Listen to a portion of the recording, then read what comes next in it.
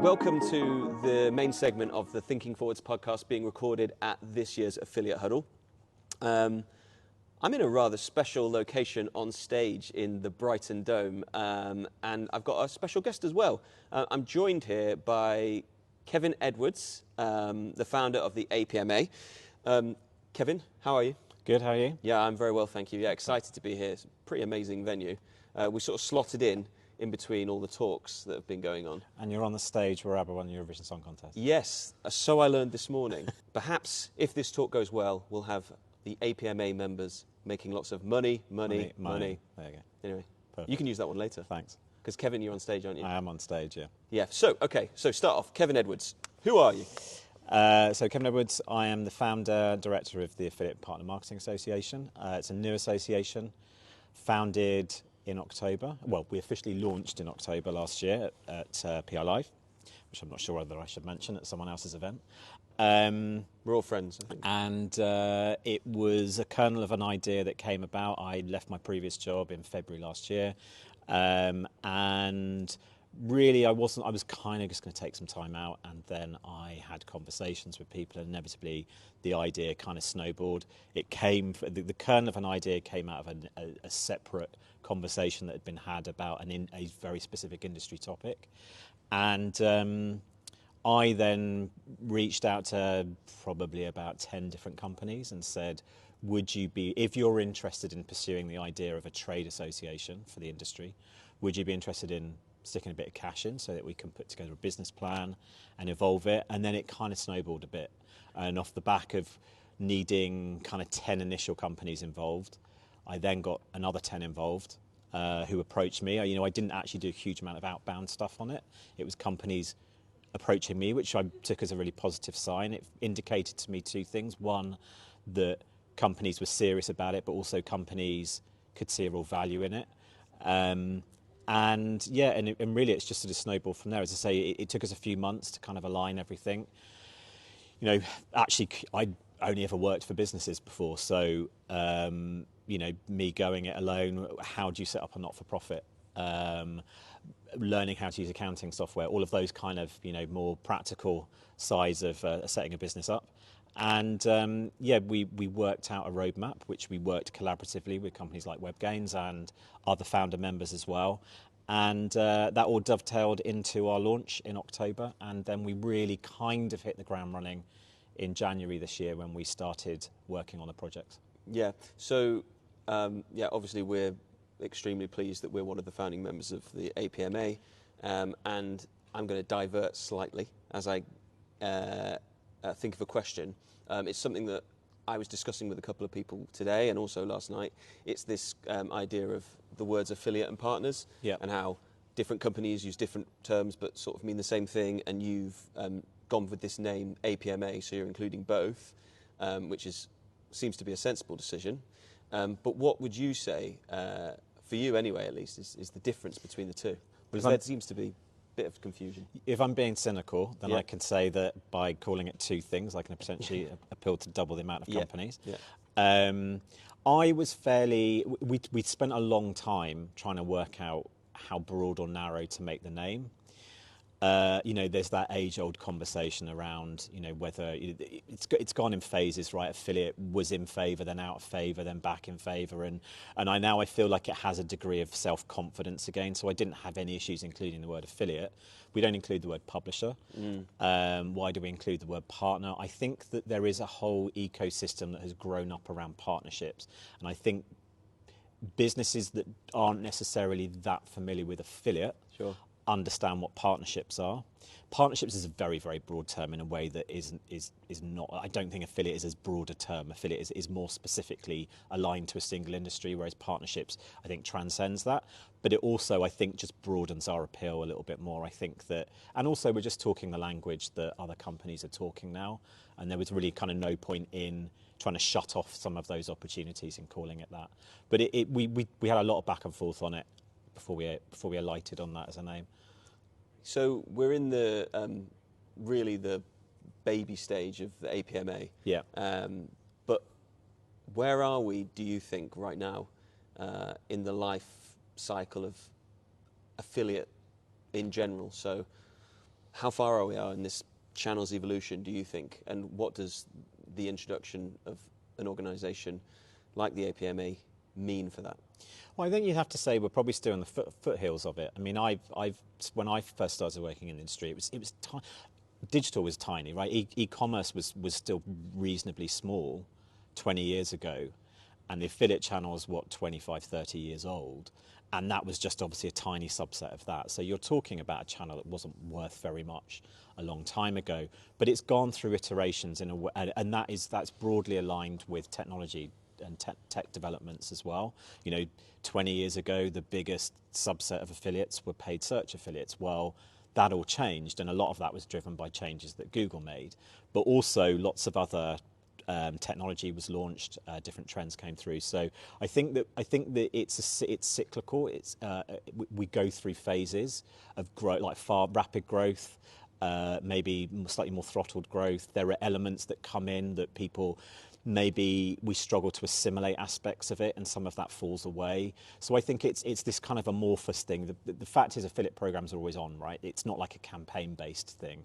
And so inevitably, there are programs out there that have been running for a couple of decades, and they're going to go through different phases and different elements of growth, maybe some elements of contraction as well, depending on what their priorities are. So I think that we are in continued growth. I think that maybe 5 or 6 years ago, I was getting slightly concerned that maybe we were plateauing a bit.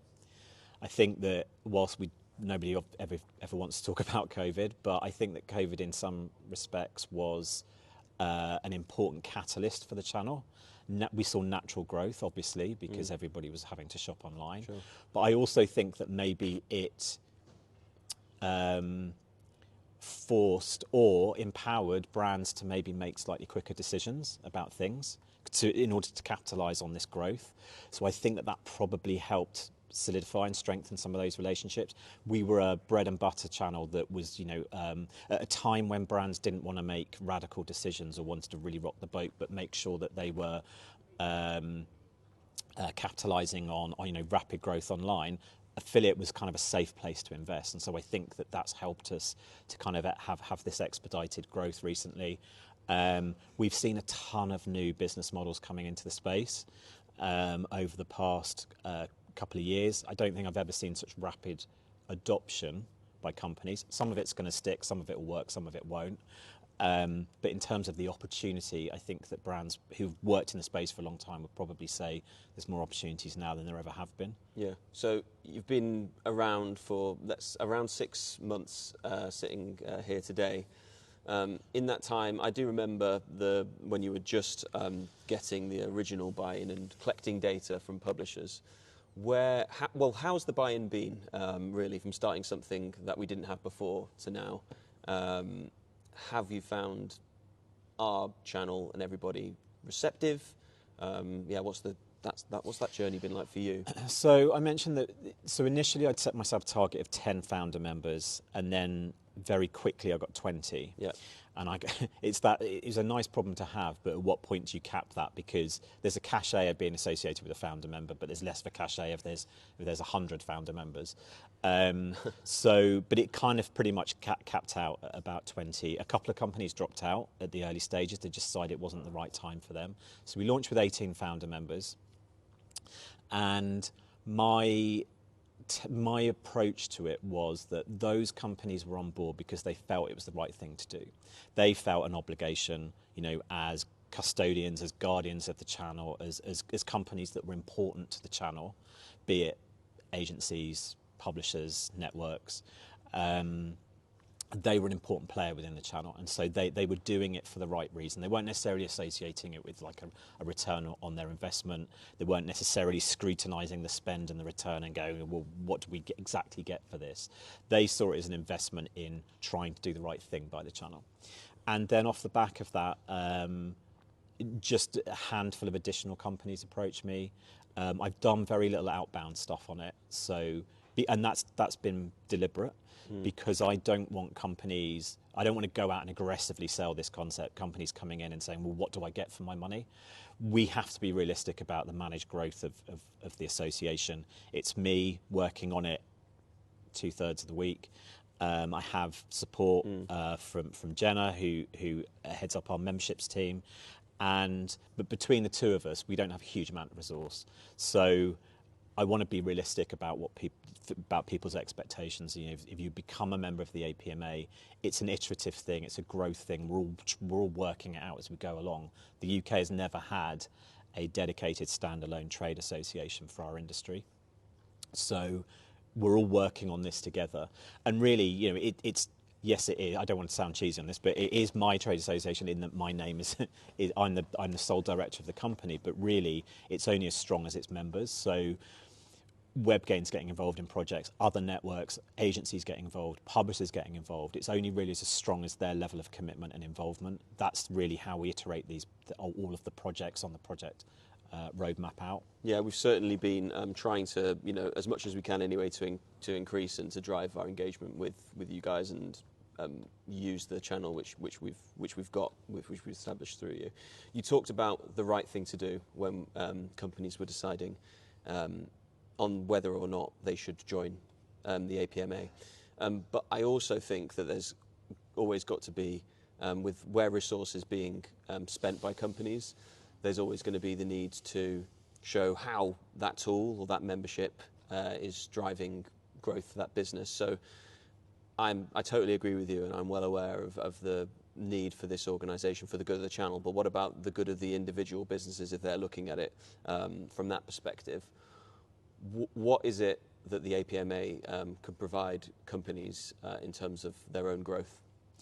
So again, this was something I was happy to work with companies on an individual, collective basis to actually, you know, decide what does a sort of a good return for you look and like. another, I suppose that's another reason to keep the membership at least while within what you can accomplish, your resources to keep it, so you can provide that level of care and roadmap for each company and listen to them all. Yeah, absolutely. And as I say, it was something that I was very keen to work with companies on. So we went out and we canvassed, we had workshops where we wanted to understand the one question we asked in the workshop was, if you had a trade association or a trade body or a voice for the industry that could help you do your job better, what would it be? And off the back of that, we got a ton of feedback, which invariably there was a lot of crossovers. We did sessions for agency. We did one for publishers, one for networks, and one for advertisers. So we had the different perspectives, and invariably there was crossover between them. And what I wanted to make sure is that we had a collection of projects that some were maybe less tangible in terms of the actual, you could point to it and say, I know that I've derived value X, Y, and Z off the back of it, but others were more tangible. So one of the things that came through really, really strongly across the board was training. Now, I know a lot of companies do their own training courses, either internal stuff, you know, for employees or for customers. So there's lots of training programs that exist out there. However, there is always they will invariably be talking about their products, and they'll be talking about their company in a certain way in that training. It's probably going to be slightly skewed towards their offering and their product, to make sure that you're obviously, you know, you have a platform that you talk about stuff in certain ways, you're tracking, you're reporting. So any training that you do will be skewed towards that. What we wanted to do was create a training course that would be free for members, so there's a direct value add that if you had a new starter joining, you could say to them, you do this course, you get an accreditation at the end of it, and then that's like an agnostic, industry-approved piece of training. And we will continue to iterate that training out, and it will always be free for members to do. We may get to the stage where it actually gets, is significant and useful enough where we can start charging for it. And if we can start charging for it, then that's an additional revenue stream, which means that we can do more projects, which obviously then feeds back into adding extra value for members. So when we approach projects, we try and understand what the value is to the members. Yep. And as I say, some of that's going to be a direct value and other stuff is going to be less tangible. So something that I've taken on specifically is engagement with regulators and other trade bodies, which typically the affiliate channel hasn't really had very close ties or alignment with. So recently I've been looking a lot at work that the ICO is doing, the Information Commissioner's Office, and there's this consent or pay topic. Yeah, I saw your post on LinkedIn last week or this week. Yeah. So consent or pay is a recording in mid-April. They've just closed the submission for views on this, which is, companies, you either consent as a consumer or you pay for their service. Very much off the back of what Meta are doing and Facebook have proposed. And so the ICO have put out this request for views, and I wanted to do something on our behalf to be able to talk about the value of the channel, to give them context about the fact that we exist, because as far as the ICO is concerned, they don't know anything about the affiliate channel.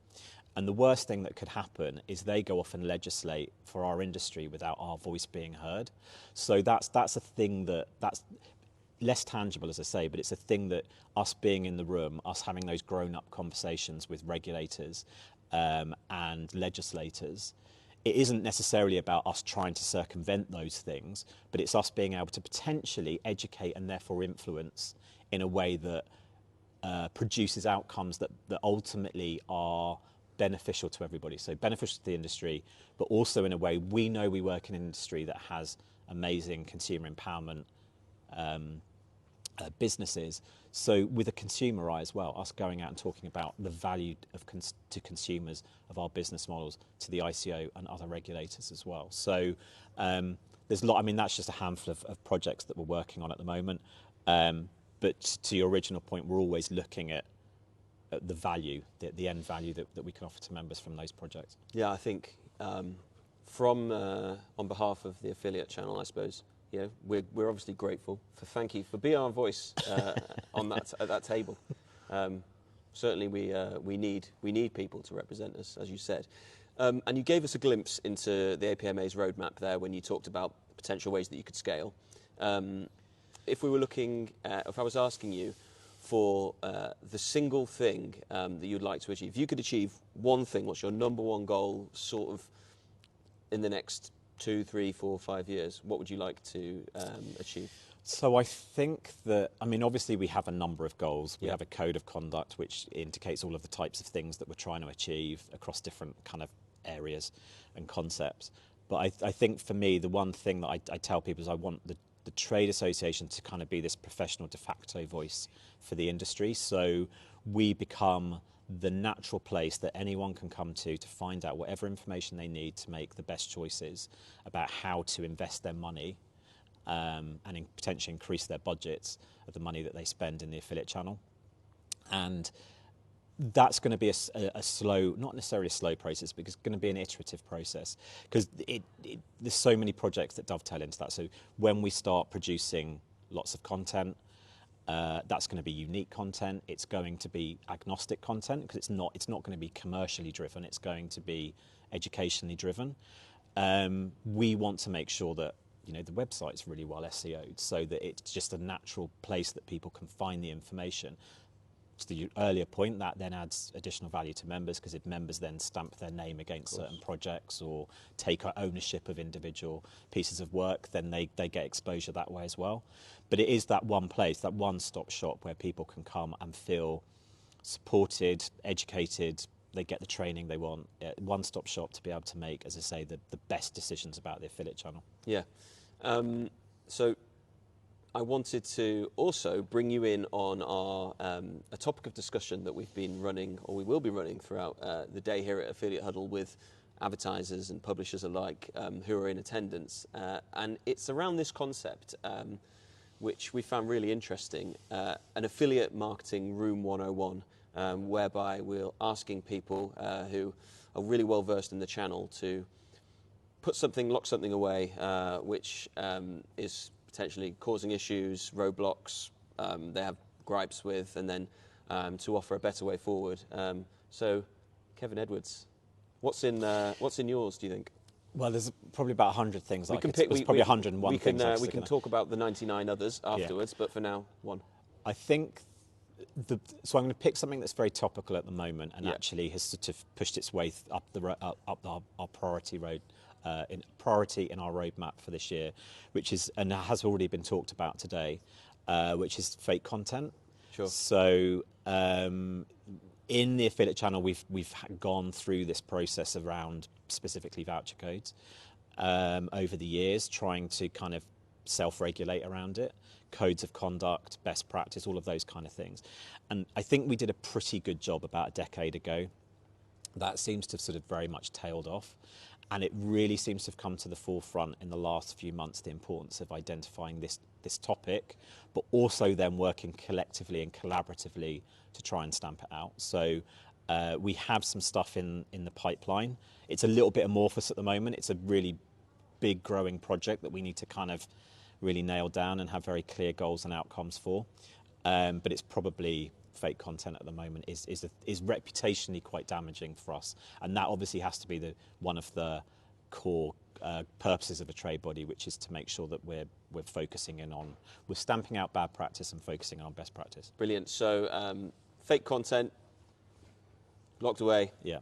And I've got one more question for you, really, and it's your call to action for APMA. I just wanted to give you a platform, really, to tell people who are listening, watching, how they can get involved, find out more, and potentially sign up as a member. Yeah, so we do have a website. Yeah. It's not... your website is really lovely. It's basically held together with a couple of bits of string and some sellotape, but we are getting a new website. Right. We've just commissioned an agency to develop a new website for us, which should hopefully be done by the end of June, which will hopefully be a little bit more secure, a little bit less buggy. But we've got plenty of content on there. So we're releasing new content every couple of weeks. We've just published a couple of pieces from WebGains.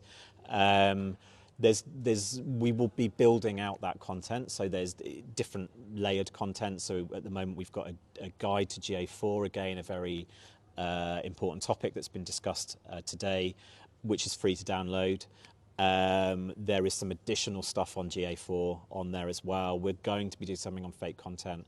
The training stuff will be coming through. So there's plenty of content you can find on the website. You can sign up for our newsletter. You don't have to be a member to sign up to the newsletter, where we will be pushing out all of the kind of latest updates from members, but also from the APMA. And obviously I'll be using that as an opportunity to push membership as well. That's about all we've got time for, because we need to get off this stage so they can crack on with the afternoon's entertainment, of which you're a part. So you'll be on this stage later. So good luck for that. Cheers, thank you. Thank you very much for your My time pleasure. today. Thank you.